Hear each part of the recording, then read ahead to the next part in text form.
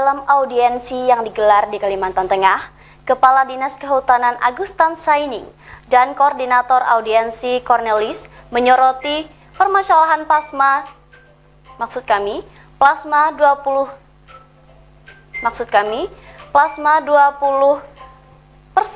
yang belum sepenuhnya diterapkan oleh PT Kapuas Maju Jaya, PT KKMJ, yang meminta pembebasan 3 tahanan terkait dugaan penduduk lahan.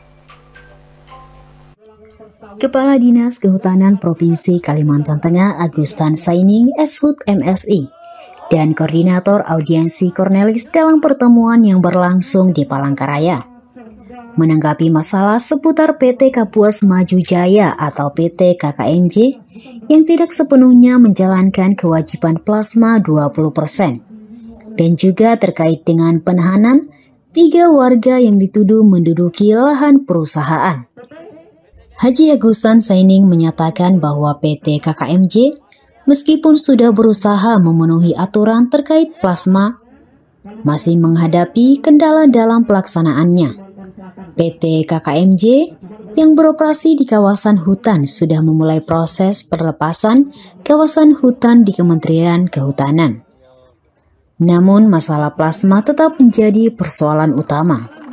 Tugaskan Bapak Gubernur untuk menerima kawan-kawan, ya kita menghormati dan menghargai aspirasi masyarakat, dan ini akan kita proses secara teknis sesuai aturan yang berlaku. Kebetulan PT Kapuas Maju Jaya ini adalah salah satu perusahaan perkebunan yang berada di dalam kawasan hutan, tetapi sudah berproses untuk pelepasan kawasan hutan di Kementerian Kehutanan. Nah, sebenarnya sih secara teknis yang mereka sudah berusaha mematuhi aturan, tetapi permasalahan yang ada ini adalah permasalahan plasma.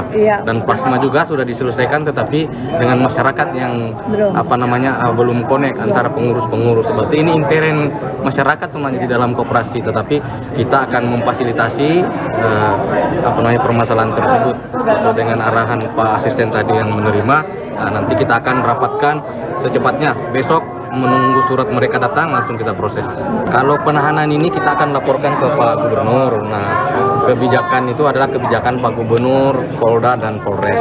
Jadi kita tidak bisa intervensi. Yang mudah-mudahan ya dengan istilahnya silaturahmi ini ya bisa memberikan istilahnya apakah tahanan luar atau dan sebagainya, kan ya kita serahkan mekanismenya ke beliau-beliau. Harapan kita ini kan salah satu upaya untuk penyelesaian masalah perkebunan dan kawasan di Kalimantan Tengah. Nah, ini mudah-mudahan ini salah satu solusinya. Dengan bertemu seperti ini kita mengetahui permasalahannya, kita akan memberikan solusi yang baik. Terima kasih, Pak. Koordinator Audiensi Cornelis menyatakan bahwa masalah utama dalam pertemuan ini adalah tuntutan plasma 20% yang belum dipenuhi oleh PT KKMJ. Menurutnya berdasarkan Undang-Undang Nomor 18 Tahun 2004 dan Undang-Undang Nomor 39 Tahun 2014, setiap perusahaan perkebunan wajib menyediakan plasma 20% dari hak guna usaha atau HGU. Plasma ini harus diberikan kepada masyarakat yang berada di sekitar perusahaan dan bukan kepada pihak yang tidak relevan dengan wilayah tersebut. Cornelis juga menekankan perbedaan antara plasma dan CSR.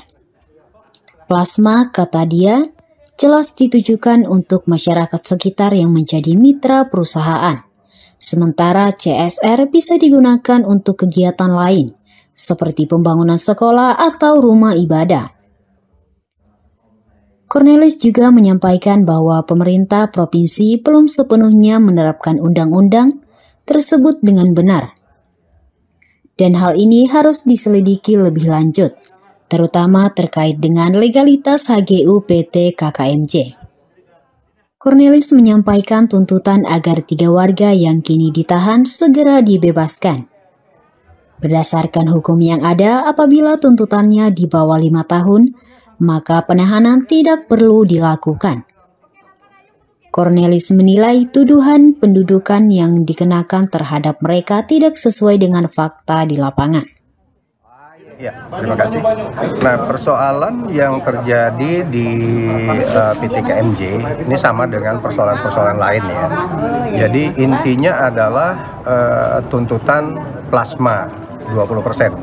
Nah, ini sudah terjadi beberapa kali dalam perusahaan sawit. Kalau kita membuka Undang-Undang nomor 18 tahun 2004, kemudian Undang-Undang 39 tahun 2014, itu jelas di pasal 58 jelas menyatakan bahwa setiap perusahaan perkebunan yang akan membuka usaha itu sejak awal sudah membuat kesepakatan plasma 20% dari HGO, ya, dari HGO. Misalkan HGO yang mereka dapatkan itu sebesar 5.000 hektar. Nah, 20% dari HGO itulah yang diberikan kepada masyarakat disebut plasma. Nah, penerima manfaat plasma itu adalah penduduk di sekitar perusahaan itu. Bukan misalkan karena saya dekat dengan orang-orang di perusahaan, saya di Palangkaraya ternyata mendapatkan juga. Nah, ini jelas keliru. Plasma berbeda dengan CSR. Nah, ini harus diinikan. Perusahaan kebanyakan menggunakan, oh kami sudah, CSR kami berjalan. Plasma dan CSR jelas berbeda. CSR itu memang ada aturan perundang-undangannya, tetapi tidak harus dibagikan kepada, misalkan, oh ini penerimaan manfaat bisa membuat sekolah, untuk CSR ya, bisa membangun rumah ibadah. Nah, tetapi kalau plasma itu jelas penempatannya atau arahannya adalah masyarakat di sekitar menjadi mitra bagi perusahaan yang ada di wilayah itu. Nah, kawan-kawan media pasti mendengar. Selama ini yang menjadi persoalan adalah plasma. Sebenarnya pemerintah provinsi juga tidak melakukan menerapkan undang-undang ini secara benar. Ini yang perlu kita selidiki. Karena saya katakan tadi, wajib di pasal 58-nya dikatakan wajib. Apabila perusahaan itu tidak menjalankan plasma, maka ada sanksi. Sanksi pidana ada, sanksi administrasi ada. Yaitu pencabutan HGU.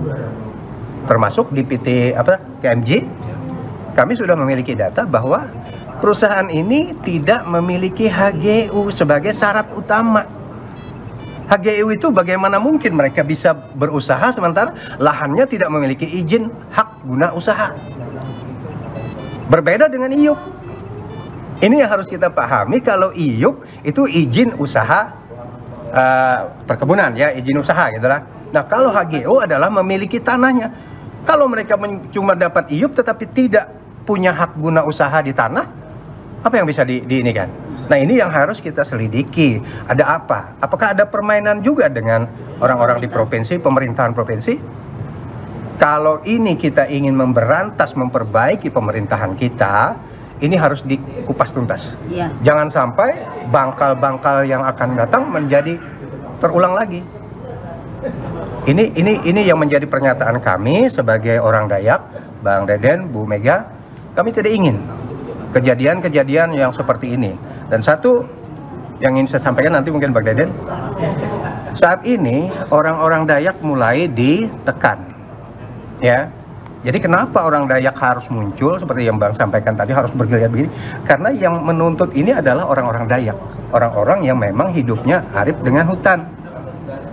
Kalimantan Timur sudah bergejolak, Kalimantan Tengah pun satu kepala desa Tempayung, ya, sampai saat ini kasusnya belum selesai. Ini ditambah lagi dengan KMJ. Ada banyak persoalan yang ada di Kalimantan ini yang menyangkut dengan harkat martabat orang Dayak.